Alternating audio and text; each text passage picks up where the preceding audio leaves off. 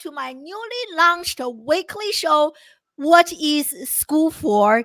This show is really inspired by my interview with Seth Godin, who really pushed me to ask this very important and fundamental question. What is school for? Why are we sending our children to a school, or why are we homeschooling our children? And it has been an exciting discussion with all the parents, educators, startup founders, entrepreneurs who have come to the show. We come here, we discuss, we debate, and disrupt education. So honored to have my dear friend Pam to be on the show to discuss how we can discuss, debate, and disrupt education.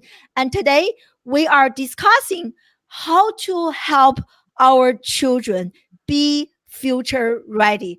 This is something that I'm passionate about, coming from my educational background and knowing how broken our educational model is. I'm really excited to learn more from Pam in regard to how we can help our children be future ready. And we are live on Facebook. We're live on LinkedIn. Hello, LinkedIn. Hello, Facebook. We're also live on Periscope. We're live on YouTube. I just saw this comment from my dear friend. Oh my God, what happened? Yeah, I'm back. I don't sleep. I do sleep. I love sleeping. And my secret is actually my meditation. I don't know what's going on with my Wi-Fi connection, but we're also live on all those platforms. So if you are live with us, thank you so much for being here. And let me know in the comment section where you are joining us from, social media wise and geographically speaking. And I can't wait. I just love our global community. So before I get started, just want to do a very quick introduction of Pam Roy. And Pam and I, we connected on LinkedIn, of course. And I read, she's such an amazing writer, everyone. I'm going to share several links of Pam's blog articles. I learned so much from reading your blog articles. Such a brilliant writer, very insightful comment regarding education in all of her blog articles. And Pam is also a parenting, education, and a career planning expert. And really, really honored to have you on the show, Pam. And thank you so much for joining us live. Thank you. I am so honored to be here. First of all, that Seth Godin interview inspired me as well. That whole premise of when you were trying to get him to tell you how to do it right, and he just looked at you and said, fail. Just go for it. Amen. And you have. You are so inspiring. I love your broadcast, the conversations you have. And most of all, the thing that I think inspires me most about you is I'm a student of Viktor Frankl's logotherapy, and it's the defiant power of the human spirit. And that is definitely you, given your background, how you were raised in China, going through the system, and then breaking out. So I'm thrilled to be here. Oh, thank you so much. I'm super fired up for another powerful conversation with you regarding education. This is something so close, so dear to my heart. Many of you have been following my journey. I resigned from my associate professor position this year, and I'm building my own school. I really believe education should help our children and prepare them for the future. And learning is enjoyable, is transformative, is fun. There is something that is absolutely missing. And as parents, as educators, and we can make this better. So share with us, Pam, what inspired you to be so passionate about education? Well, it really came from becoming a parent. I was a late bloomer. I didn't get married till I was 35 after having a career and my own business. And I had my first child in 1997 and the last in 2001. So really, my children were at the beginning of the No Child Left Behind, Race to the Top, all of those standardized, I came from that background. Exactly. Yeah. And so here I am in the midst of this. And prior to that, my own journey had been to go to college. And it wasn't something, I think it was just my parents are first generation Americans. So for them, they didn't pay any attention. They just assumed, oh, my dad went to college, my mom didn't, and so you're going to go to college. And but it wasn't interesting. So I was a junior college dropout, and then I went to state school, and finally I transferred to USC as a business and got into the business school and graduated from there in 1982. So, and I was going to be a lawyer, a real estate attorney, right? And so I was all geared up for this. This is just going to be great. And then took the LSAT, got into law school, and decided I don't want to do 3 more years of school, but I was fascinated by the real estate industry. So I just went straight in. And so by 27, I was a partner at a real estate consulting firm in Washington, D.C. I opened their office there. I, flew all over the mid-Atlantic. I'm like, okay, this is it. I drove the car, had the condo, had the office.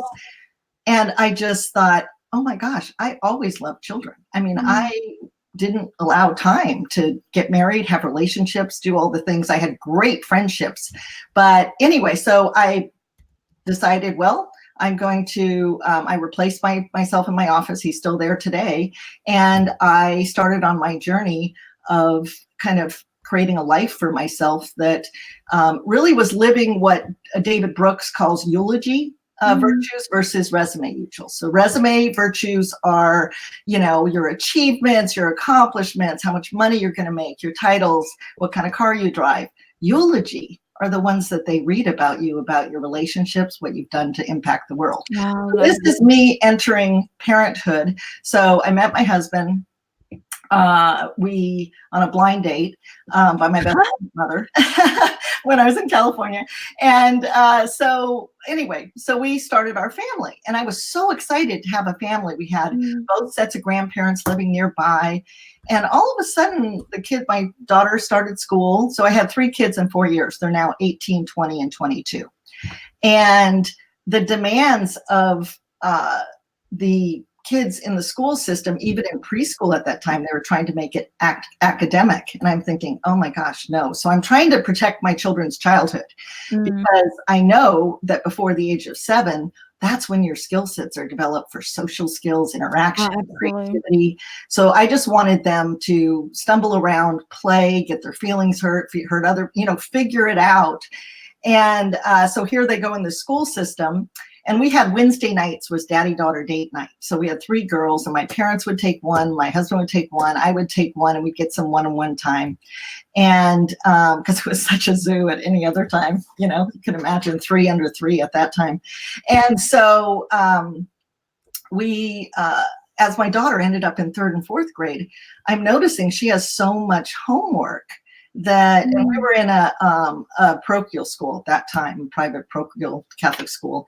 And I was thinking, oh, wow, this is really crazy stuff. I'm looking at what she's sending home and, filling in the blanks on this form. And, she didn't color her Spanish calendar over the weekend. And so she got marked down for that because we were doing family things that we valued more.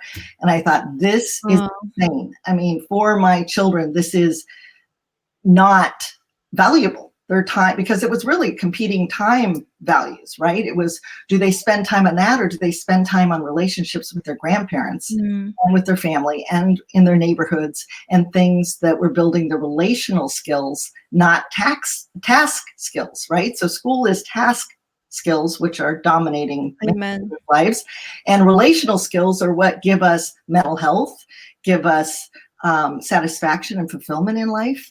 And so I decided that I would find a school that had no homework, that they really needed to learn the basics. And at that time, there were only 3 schools in my area that I could choose from. All of them were for-profit at the time.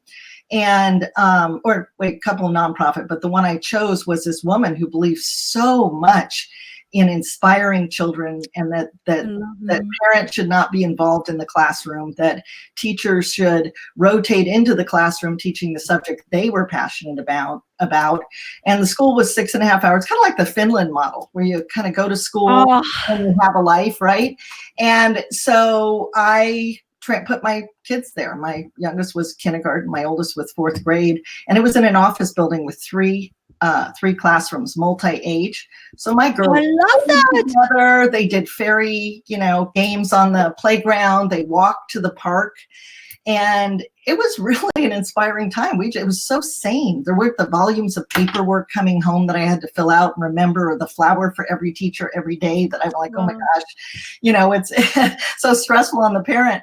So this is what I call alternative education for me, because I could not at the time homeschool. It just wasn't who I was in terms of that. I mean, I would have ended up doing it, but I found something that was a balance between the freedom I wanted us to have as a family and the and me not having to teach and all day, have them in the house and all that kind of stuff. So I ended up letting them go there. They were really inspired. My daughter just wrote, as a matter of fact, in college, she's now a freshman, and they said, well, what is an inspiring teacher to you? And she's, they all went to a very high achieving high school in Orange County. And they to pick high school, I said, pick anything within 15 minutes. The public school had 3,000 kids. So my oldest daughter chose a smaller private Episcopal school that's in our area. And I said, okay, invest yourself, see what you're interested in. I was thinking she doesn't have to take AP classes because there's good teachers regardless, right? It's not where you have to choose it. And we were blessed enough to have the choice. Now I know many, many, many parents don't have the choice.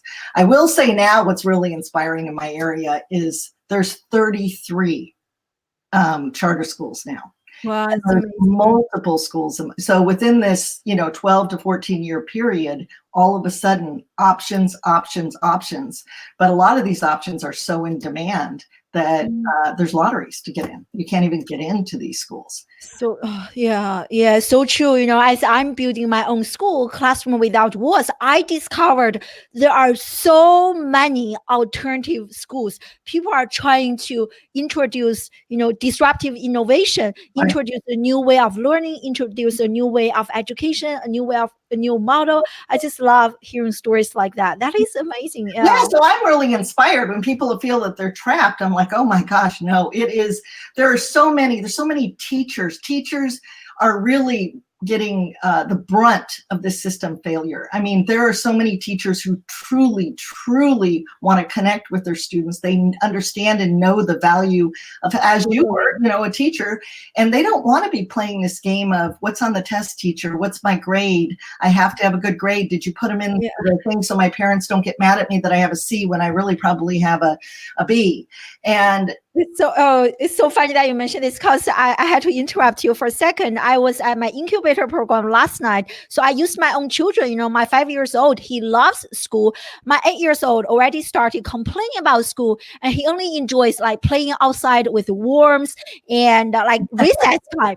And now when I look at my own undergraduate students, if I cancel a class, everyone is so happy. When I bring in like amazing entrepreneurs, guest speakers, and the question they ask me is, Dr. will I get a point from attending this particular speaker's event? And to me, it hurts me so much. Yeah. My husband knows this. Every single semester I cried because I feel like nobody really cares enough about the journey of learning. It's almost like you invest in education to purchase a piece of paper, but that's not learning, right? No. And learning is relational. Learning is relational. There is a social emotional component. I love that. Yeah. Learning that it is in relation to others that you learn. Yeah. And just to go back to the story I was telling with my daughter, freshman, she had to write this paper. She chose the history teacher at our alternative school because he inspired her so much. And he said, what was it? He goes, he prioritized engagement. He prioritized our relationship. He cared so much that we understood the material, not the grade. So it was just really awesome to see her do that. And I think it also gave us the freedom to really have our kids get out in the community and volunteer, to begin exploring who they are and how they fit into the world. We didn't do club sports. We had dinner every single night. That was the priority. So when we set the priority around the values we believed in, the rest, just followed, which meant that some of this minutia. The other thing that was really interesting, and I see it now more than ever, is that when you look at how fast our world is changing, right? Our world is exploding. The iPhone was only invented 12 years ago. Totally. Apps, I mean, I leave home without it. I am like, oh my gosh, I'm disconnected. What happened? You know, and the apps and Uber and, you know, it has exploded. So technology has completely transformed our lives.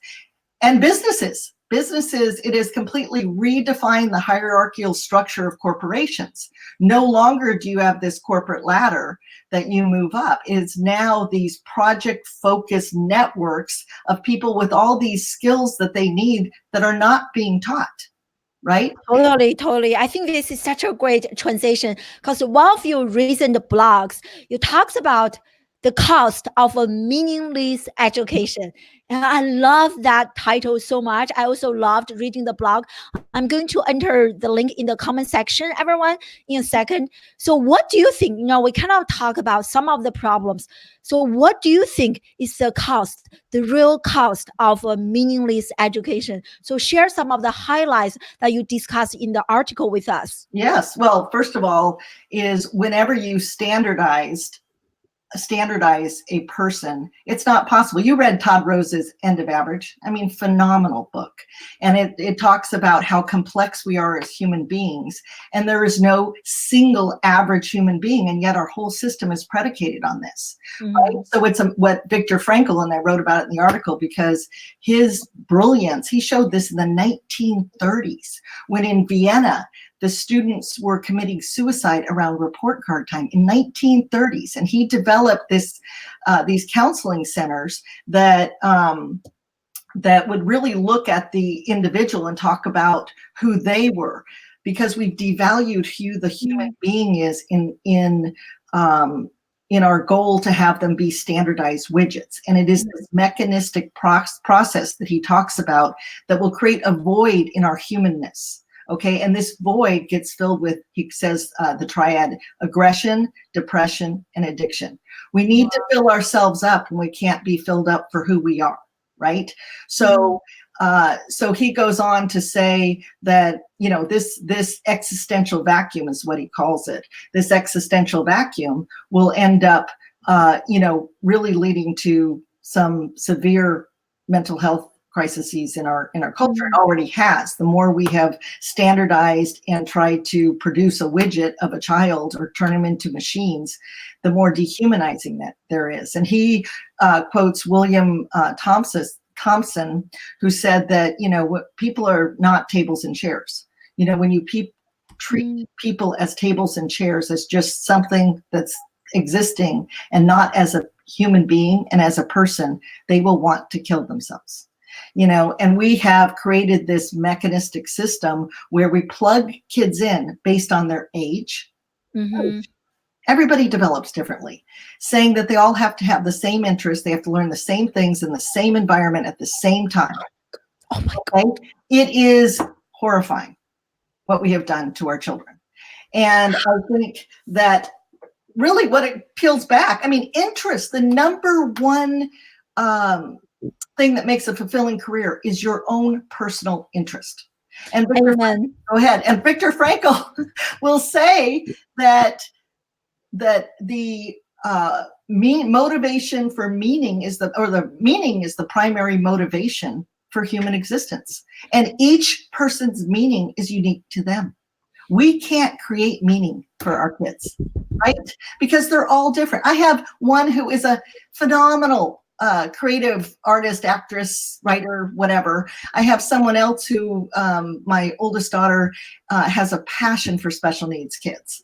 And, you know, she was an average student in high school, but she went on to college and to become a speech pathologist for special needs kids. And she is on fire. And now she's in grad school. And before that, I would have said she is not a student, but her passion and her interest for really making a difference in these children's lives, you know, has driven her to the point that she's at right now. And she found out about it through volunteering. She volunteered at a camp called Special Camp for Special Kids and worked in the summers and fell in love with these kids. And my nephew's autistic, so she had a personal connection to it as well. So anyway, so just this whole journey. But he was saying that that really, when you devalue the human and you don't allow them the ability to discover meaning, humans are open systems, right? Mm-hmm. We have to connect. Even if you put somebody in solitary confinement, they're going to bang on the walls. You know, this need to connect is so strong. Mm-hmm. And when you do not allow that, you put them in closed systems, as our school systems are, and you dial down who they can be and what they're valued for. We're seeing it. We're seeing this huge crisis in our culture, and it's a cultural crisis.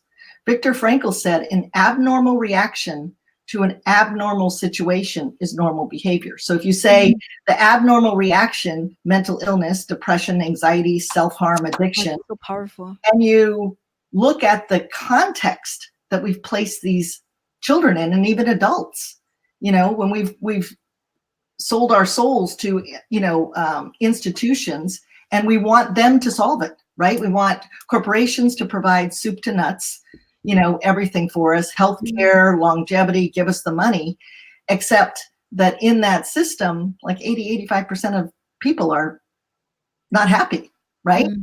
And so, and then it becomes happiness is a goal, which is the craziest goal because happiness cannot be pursued in and of itself. It's impossible. It ends when you find meaning, when you find your mission in life, right?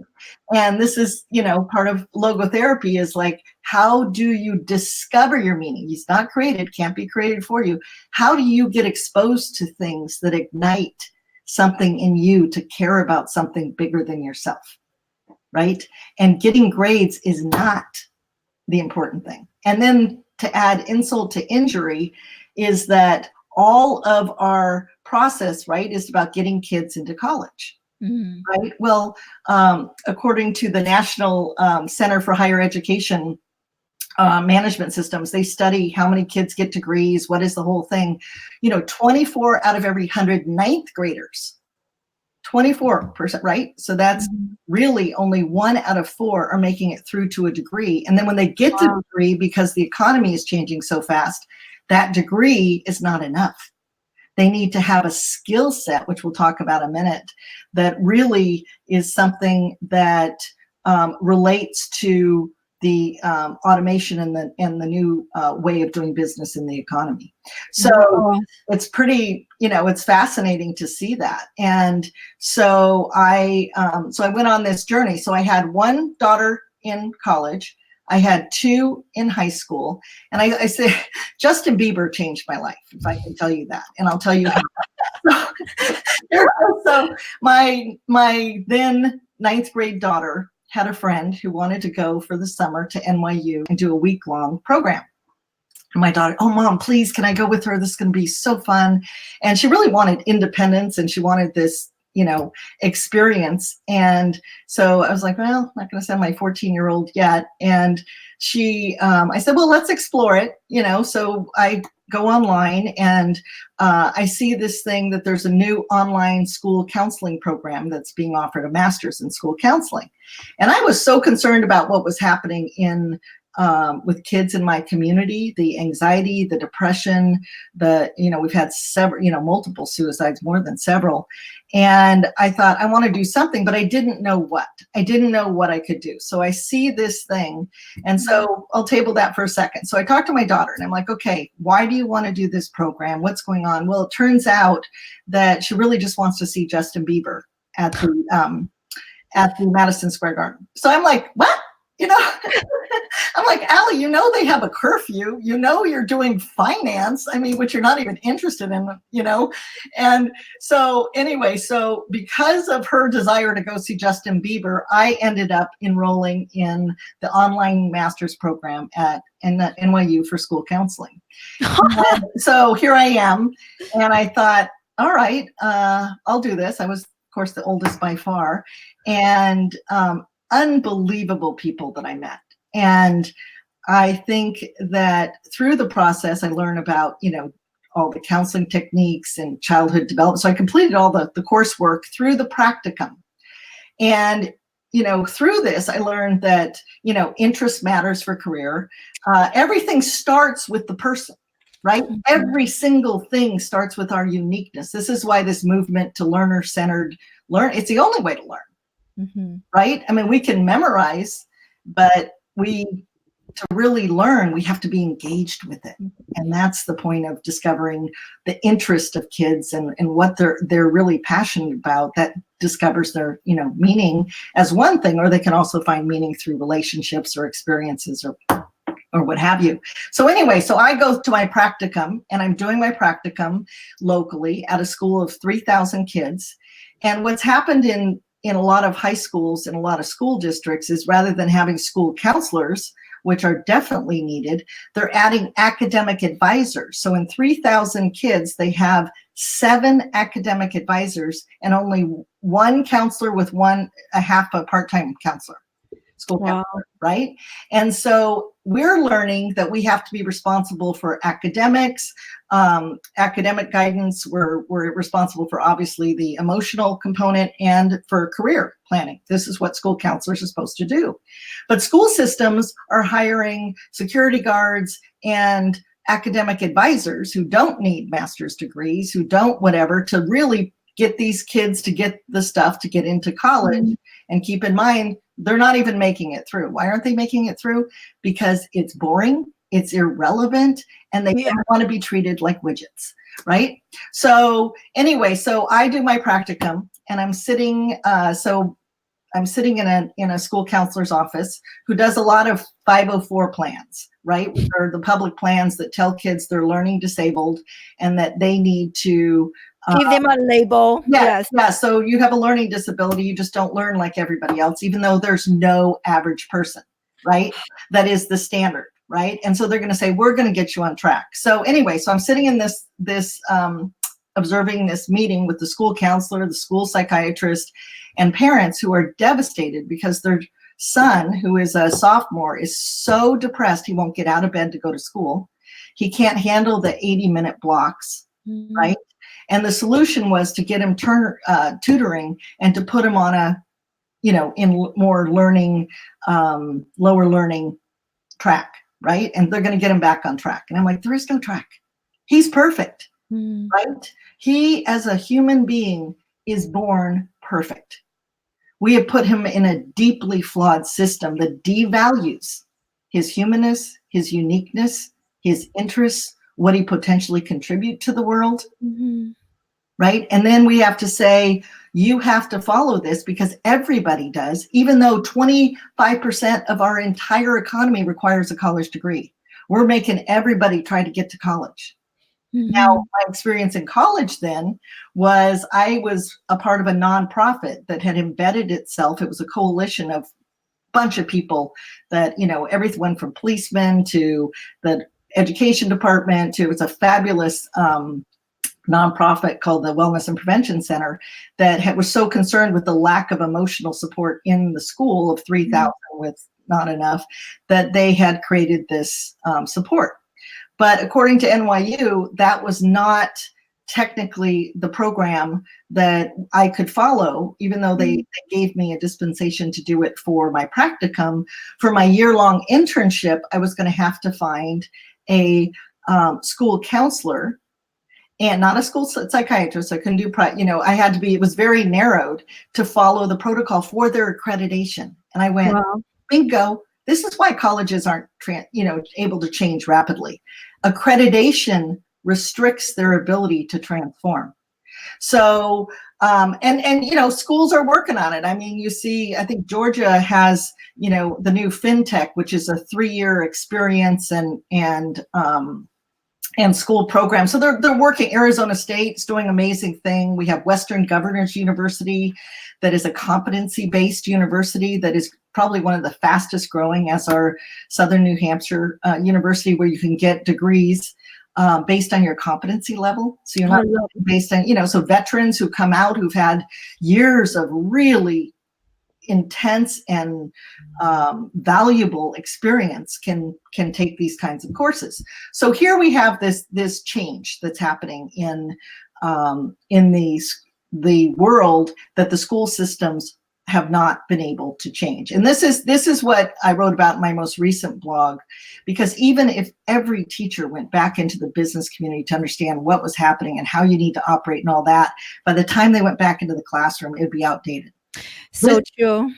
Yeah. This is why we need to break down the school walls and begin to create an educational ecosystem where kids are actually in the community, in businesses, doing projects that matter to them. And this model is happening in Cedar Rapids, called Iowa Big, where the business community was so concerned about economic growth because kids were not learning the things they needed to do to help these industries grow, and the new industries that are emerging, that are creating oh my God, new collar work like cybersecurity and blockchain and digital marketing and UX design. I mean, we have all of these skill sets that are redefining how businesses operate, and almost every business will need to do that, and they're having to adapt really fast, and yet our school systems can't adapt.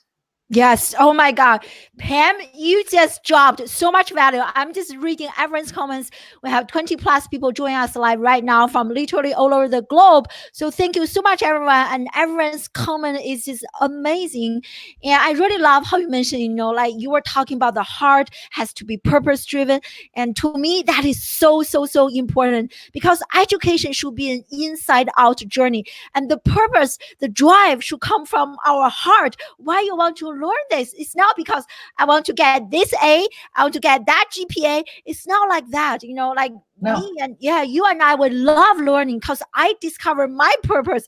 There's this problem that I need to solve, and the drive comes from inside. So that is such a great point. And I don't see that in many of my students' eyes. And like to them, learning is just a checkbox, right? Tell me what's next I have to do. They don't really ask. I think it's also not our students' fault. It's really the education. Over the years, we trained the students to equivalent learning to a GPA, to a grade, become, Well, and I'm not one who blames either the schools or the parents, because what ended up happening was we just all got caught in wanting to do the best, right? But the challenge is that we're following a rule book that doesn't apply to human beings. Maybe it applies to a machine, but it does not apply to human beings. And so we just kept moving along. At the same time, we experienced what the World Economic Forum calls the greatest transformation in the history of absolutely. So, and that is the technology that's being driven by this. And you were talking. Sorry. Mm-hmm. I just want to share this book because I love this book, and I think you guys should also check out Todd, his TED Talk, and talking about how the school and the system, many systems are designed for the average kid, for the average person, but we don't really have an average person. I have come to see that our educational system is designed for you to become an average employee. And if you are trying to become a leader, become a meaningful disruptor, become an entrepreneur, the educational system is not enough to help you get to where you want to be eventually. Highly recommend this book. It's a great book. Well, and to your point right there, what's so interesting, I was reading this the other day, 81% of entrepreneurs were C students, right? The non-conformists. I've read 70%. Anyway, the vast majority are non-conformists. There was a couple studies done on valedictorians, right? So valedictorians are the best of the best, right? Oh my gosh, they perfect the system. How many became entrepreneurs? 0. How many changed the world? 0. They learn how to operate in a system. Conformity and compliance. Perpetuate the system. Well, conformity and compliance is what we're teaching our children in a world that has so dramatically changed. They will be constantly having to adapt and adjust. Amen. And critical thinking, they're like, oh, we have to teach critical thinking.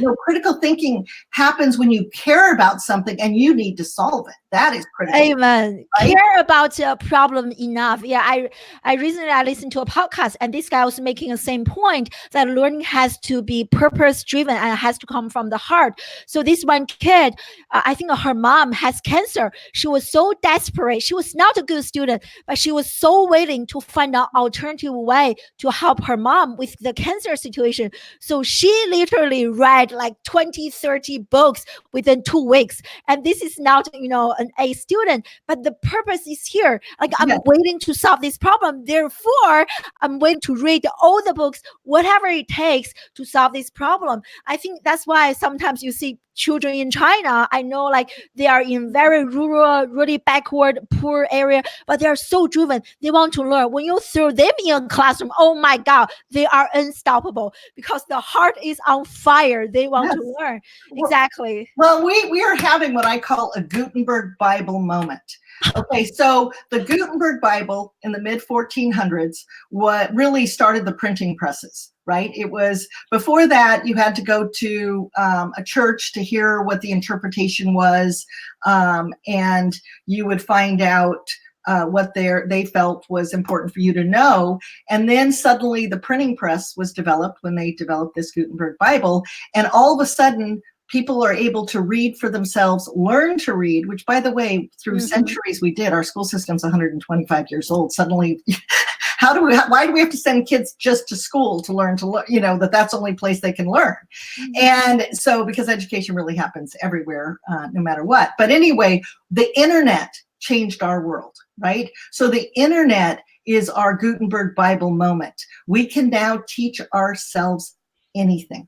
Absolutely. You can learn my entire website was developed by Kara Cragen, who she's a mom of 3 kids. She's in her mid 40s.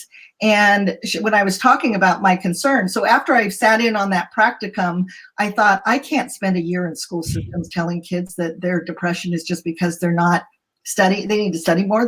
I can't do it. So I dropped out. I'm now a grad school doctor. How much did that cost you? How much did that cost you? Yeah, and that's the other thing that it taught me. But let me finish this. But is the whole cost factor something else? But so Kara, she said, Pam, I can build your website, and she does it all by learning because that wasn't available when she was in school, right? So she literally loves this stuff. I mean, no, she does all my social media. I understand nothing. And so she just learned it, developed it, and it's amazing. And she does everything by just solving it, learning it, taking courses. And that's where we are. Now let's get to the cost factor. Okay, so my program at NYU was $81,000. The average salary for a school counselor is $50,000.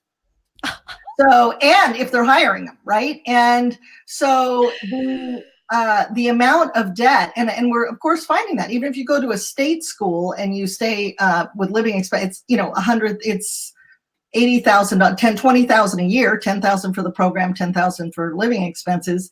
And what's happening is that $80,000 kids are coming out with they're making $30,000 to $40,000. And then they're saying, well, you'll make it over your lifetime. This is the part that kills me. And they keep perpetuating, you're going to need a college degree. Okay, first of all, 85% of the jobs by 2030 have not been invented yet. Second of all, and perhaps the most important part of this is the cost. When you realize that it's taking 5 to 6 years, this shocked me. I was trying to find how many kids graduate in 4 years, right? It's an interesting statistic, and I actually posted it in one of my blogs or linked it in one of my blogs that they don't. They say within 6 years. But the cost of 6 years of an education, especially those trying to finish it the last 5, 5th or 6 years, is huge in loans. And because there's so many that it's devalued, and the New York Fed said we're still at 1990 salary levels in real terms. So we're channeling everyone into this system of conformity again, but that value of conformity, which at one point had a value when you went up a corporate ladder, is not there. Oh, yeah. There. The number of corporations have declined 55% in the past 20 years. So we have huge change in how we operate. And we have two new economies that are coming in, the gig economy and the sharing economy, that are allowing us to earn money in different ways. So this idea that your earnings, with not even taking into account the cost of your time and the cost of money, is crazy. It's irresponsible math. You cannot just do one side of the balance sheet without the other. And we did this government funded student loans, right? This was going to be great. Everybody was just like we did with the mortgages. Everybody should be able to own a home. So everybody should be able to get a mortgage. Okay. Now we do the same thing with the student loans. And not only that, parents mortgage their homes. Parents take on money, not only the student, but the parents. So you have a huge amount of debt happening. Absolutely. That does not give you the return. When you factor in the time value of money and what's happening in the economy, and let me just say this, the new collar employment. So we have these industry, let's take cybersecurity. Okay, so hacking is huge, right? And I mean, it's like 50% of businesses get hacked every year, faster and faster. They get smarter and smarter. And so what's happening is we do not have enough cybersecurity analysts. It's estimated we need 3 million in the next 2 years. Wow. 15 companies like IBM and Google have just announced that they're dropping the requirement for a college degree because they need people trained. Only 1/10 of the computer science, and that's if they go into cybersecurity, it satisfies only 1/10 the demand, and we need them now. So guess what? Their salaries are high. You can make 80, I think its average is 84,000. I think pay scale says 75 to 95. They need experience because these guys, the hackers, are moving faster than anyone could keep up. You wait 4 years, you're out. So we have I'm not anti-college. You know, college, my daughter who's speech pathology needs to go to college. Okay. If you are a tech person, you need to be getting experience. You need to get a certification. And then there's all these new models that are coming up, like camps. Yeah, boot camps. Praxis is in a new kind of apprenticeship program that it's for operations, marketing, sales. So it's not, everyone says, oh, I have to be a tech person. No, they take who the person is, 6 months, help develop them, put them in a startup for another apprenticeship. So the program costs $12,000. The apprenticeship gives them $14,000. So in 1 year, they net $2,000. Right? Plus they learn and gain experience, which is valuable. So when people are saying, oh, job postings are saying that everybody needs a college degree, they're missing the or equivalent experience, right? Because if you know what you're doing in this field, you are in high demand because it's changing so rapidly. And then we need the component parts. We need the coders. We need the UX, the designers, the ones who do the interfaces. We need the person who's what's called the product owner, who really understands that product. These are all new skill sets. So a school system that teaches conformity and compliance is not going to prepare kids for this century. The other thing, and the most critical thing, I think, is that collaboration. 85% of jobs, according to LinkedIn, happen from networking, right? Comes from who you know. And businesses are finding that they ask their employees, who do you know? We need to find somebody who knows this, because they can't find people who know it, right? Some specific skill. And so it comes that we need to develop this relational experience. Well, school systems, they're so consuming. You have to do sports. You have to do this to build your resume. So many irrelevant courses. So many. Yes. And it's not relevant, which makes it boring, which makes students apathetic, which is really dangerous to the human being. To the human heart. It's dangerous to the human heart. So anyway, I think that it's fascinating where we are. And I think more and more people are waking up to it. Certainly teachers are. Certainly there are businesses that, that are looking to say, okay, what can I do? And we got to stop looking at individual achievement. Okay, this is a problem. Individual achievement is about ranking and competing. And when you rank and compete, you don't develop deep relationships. There's a new paper out by Sunya Luther, who is unbelievably on the forefront of looking at high achieving schools And what's happening? Kids in high achieving schools, and my daughters went to one, are now on the at-risk list, along with kids in poverty, kids who are in foster care, kids who have parents who are incarcerated, and immigrants. Okay. Wow. They are now have mental illness and self-harm and all of this at higher rates actually than kids in poverty. It is frightening. Amen. Like, I want to definitely check out the article, which also reminds me of the super chicken experiment that you actually told me that we had a discussion about, which is very interesting. Maybe you can quickly explain the super chicken experiment, because it's fascinating. Everyone, you have to check this out. I'm going to enter the link. Put the link in there for sure. Okay, so this woman, she Margaret Heffernan, she works in technology and all this organizational strategies and things like that. And she was telling the story of the super chicken experiment. So I think it was Purdue decided that they would try and grow more eggs, build the egg production. And so they thought, okay, let's follow these, chicken groups, and we'll pull out the high performing chickens, the super chickens, they call them, right? So they're going to take all the super chickens out and put them together. So what happened? They took them out and put the super chickens together, and then they follow a couple cycles because chickens produce a lot. And they were amazed at what happened. The chickens that did not have the super chicken present developed, they were healthy. They produced more eggs than ever before. And what happened to the super chickens? They were sick and they killed each other. And for me, when we're so narrowly defining who and what kids can be, especially to get into college, the mental health crisis on college campuses is horrendous. It is just following right, in line with what's been happening in our K through 12 system. I mean, there's 1 million kids under the age of 5 that are medicated for anxiety. That is wrong. It is wrong. We just have this culture, and we're focusing on the individual. We're saying, oh, let's normalize mental health, which is a crisis. I agree. On the other hand, we have totally disbanded our tribe. This is what Johann Hari says, Lost Connections. I don't know if you've read that, but that is a powerful book. And he just did a TED Talk on why we have anxiety and depression. He's like, it's a signal, people. It's a signal that something is wrong with our being, when we have to shut down. And what we're doing is we're not looking at the context and the fact that we have isolated human beings. We're meant to be connected. We are wired socially. Mm-hmm.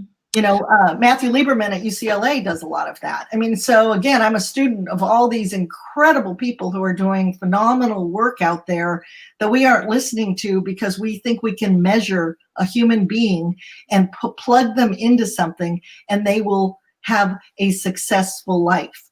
What do we define success as, right? Yeah. Oh my God, so many great points. And first, I really want to, I grew up in China, very extremely competitive environment. And our curriculum really focused on STEM, physics, chemistry, and math. I spent my entire life learning those things. It was such a brutal environment and lots of shame. And our scores, our grade, every single time after an exam, everything's publicized on a big wallpaper. So as soon as you walk into the school, you literally know A student, B student, C student. And I'm telling you, by the end of high school, we really just want to smash each other because we hated our classmates so much that we were lying to each other. We were definitely not friends. We treat each other as, I'm a super chicken, that is super chicken. Let's literally competing with each other, attacking each other. It was awful. It was after, this is so like embarrassed for me to say, but after I came to the US in my early 20s, I didn't know how to cry. I was like, we watched this film, everybody was crying. I was like, wow, I want to cry, but my heart was so numbed from all those years of extreme competitive environment. That hurts me so much That's why everyone joining us live now, we have so many people. That's why I'm so passionate about solving this problem, because education should be transformative, should not damage our children, should not kill their joy, their passion for learning. Yeah. So I'm just part of your story that actually is almost more inspiring to me is the fact that they had parents, not inspiring, but horrifying. They had parents go in for regular meetings and sit in the seat of the student where they sat according to test scores. So parents, which is what we do too, we become transactional relationships with our children. Did you get your homework done? Did you do this? What's your project? What's your test? Constantly monitoring. Could you imagine that existence? It's so crazy. It's really scary. And I think that they, so who do they attach themselves to? We are relational human beings. Who do they trust that values them exactly for who they are? When I work with kids, I work with kids 15 to 25, and I say the very first thing is, you're worthy exactly as you are. You are perfect. And as Mark Twain said, the two most important days of your life are the day you are born and the day you figure out why, and we're going to help you figure out why. It's worthiness, meaning, and connection. That's what our kids need. Right? Totally. We're not helping them. We're not helping them in this world. We are not helping to prepare them for the rapidly adapting. I mean, have to constantly adapt to all the changes. I had to learn this, what is it called? StreamYard. And I was like, whoa, that's out of my, comfort zone. I'm like, what am I getting on? It's pretty amazing that how much we have changed. And talking about StreamYard, I actually interviewed the founder of the developer of StreamYard. And listen, everyone, and he said that he learned all the skills to design and develop this app outside the classroom.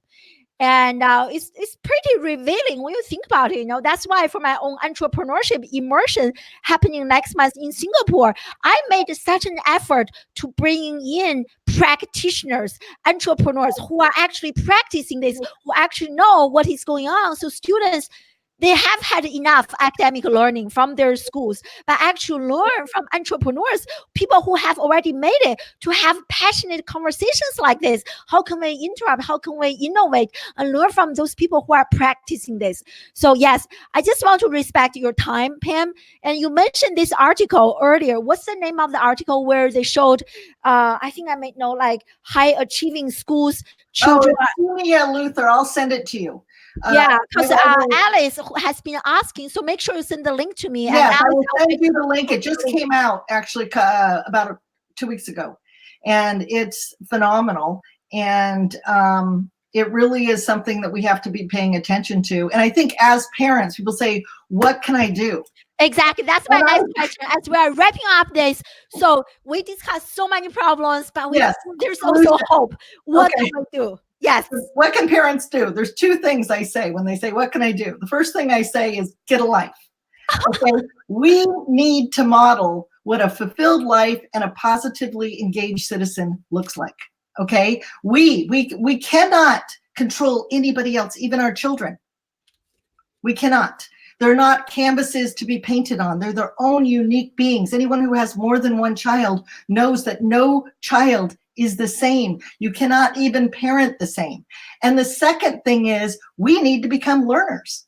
We need to become learners of our children. I think we take that role that we need to be the teachers, but what we're doing in trying to teach instead of learn is that we're trying to impose on them our understanding of the world, our hopes and dreams, our everything. We need to be the change makers, not them. We're focusing on them being the leaders of tomorrow and the change makers. We need to be the change makers and the leaders to show them how to become that. Wow, right? So powerful, so powerful. That's exactly how my transformation happened as a college professor, from being purely an academic to start to embody what I was teaching in the classroom, to become the role model that I wanted to see in the classroom. And my entire life changed.